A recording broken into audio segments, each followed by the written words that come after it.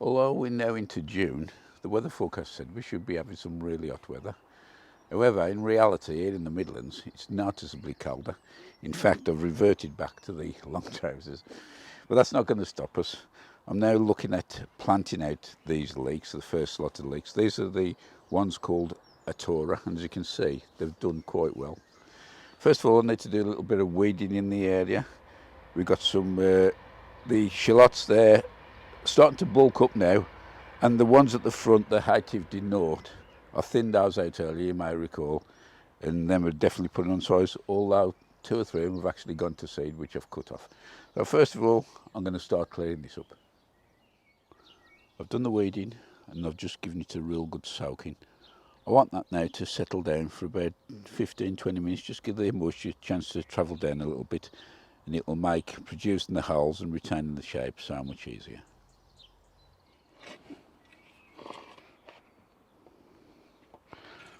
Like all the vegetables that I grow, I relate each variety to a space in per row rather than actual dimension size, and the marking board does help speed it up, and in this case for leeks, just like the shallots, 12 per row.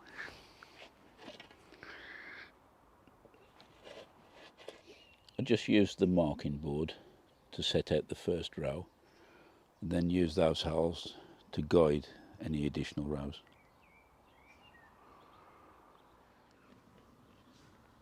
As I mentioned earlier, pre-watering the soil really does pay off. Keeps the hole intact, and also the till actually goes through the soil much easier.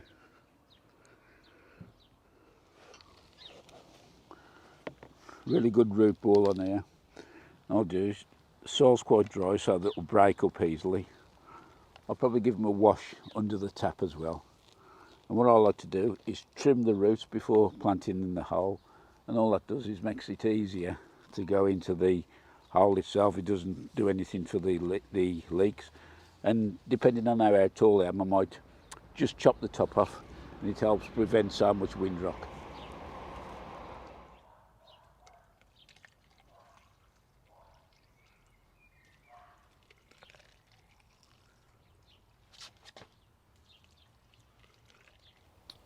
That's 23 all told, just one short, but not to worry. I've still got quite a few mussel, but it's perhaps them not quite as big as these yet, so maybe 2 or 3 days time I'll be adding them on. Just quickly show you into me bin, or one of them. This one's half use, and you can see, look at the quality of that. And that is what I use for doing my seed sowing potting compost. Add a little bit of sand, and away we go. I'm just going to top the bin up now with some more worms and put some food in. Yeah, I've just topped it up. You can see some wigglers already in there. I'm just going to then give some more food, green stuff and brown stuff, and let them get on with making me some more potting compost for next season. If you watched the last video, you'll see that I thinned the carrots out. They did look in a poor state. However, after a good watering and the cover back on, they've picked up and look in prime condition again. But rather than take the risk for the next tank, I've just taken the cover off. This is the state of play at the moment, and I'm going to thin them out before they get too big. And there we are, all done.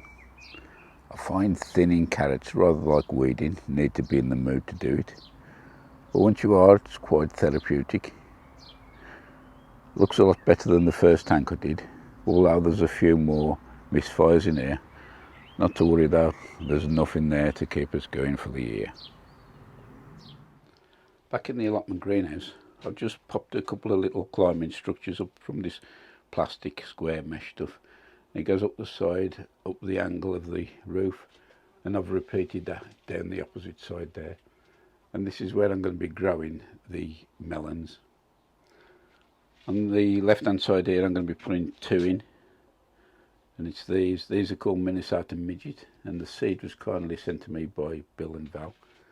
And over on this side I'm only going to put the 1 because I've got the grapevine down there just coming out of the ground, and not sure what the varieties I found. I'll put the name of it below on the bottom of the screen. Well, good morning all.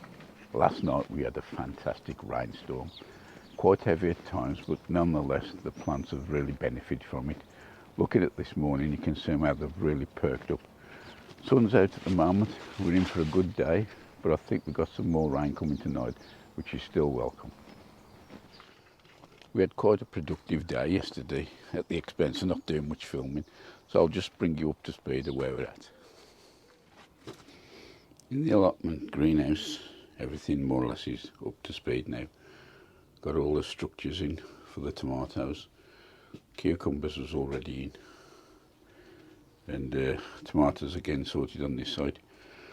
I've added another extra 2 tomatoes which was empty. They are sweet Melon. Still got to put the labels on. And in the bottom here, I've got some trays.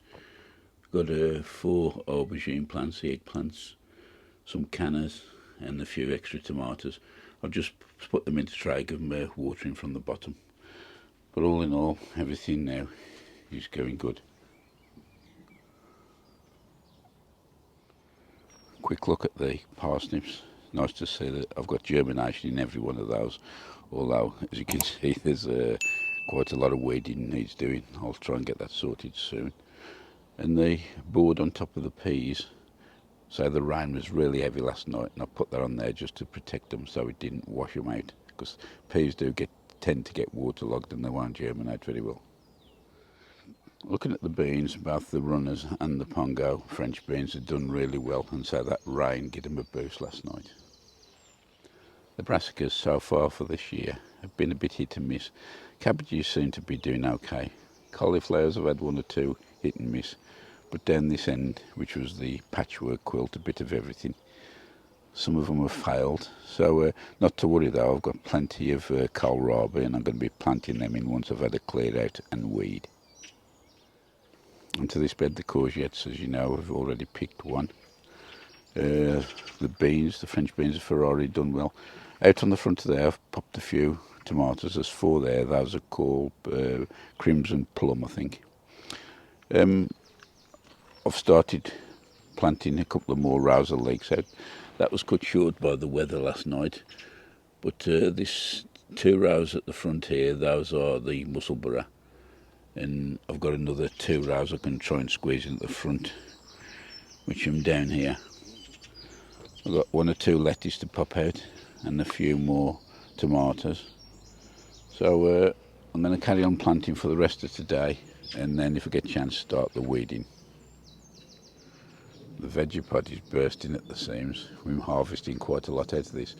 Right in the middle, where I've popped that stick with a bottle, there is a melon, and I'm going to see how that fares during the year in there. The flower border's filling out nicely, obviously with dahlias, cosmos, sweet peas. I've added a few others. If I can remember, I'll put the names underneath, but I'll just pop them in as them ready to be planted out. I've got this felt bag of first early potatoes, variety Swift, so I thought I'd just have a look what we got in.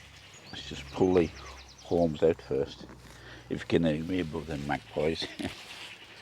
The trouble with these felt bags, I find them very difficult to keep hydrated. They do dry out quick, but we'll see how we've done on here. We had quite a lot of rain, as I said previously, last night, and the soil still feels a little bit dry. Tip it out and have a look. I think there's 2 tubers in here.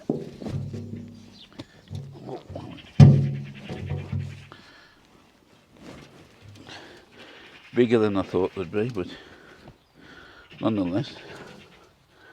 Oh, there's a lot in here. I'll just go and get a blue tray and I'll bring back. At the front there.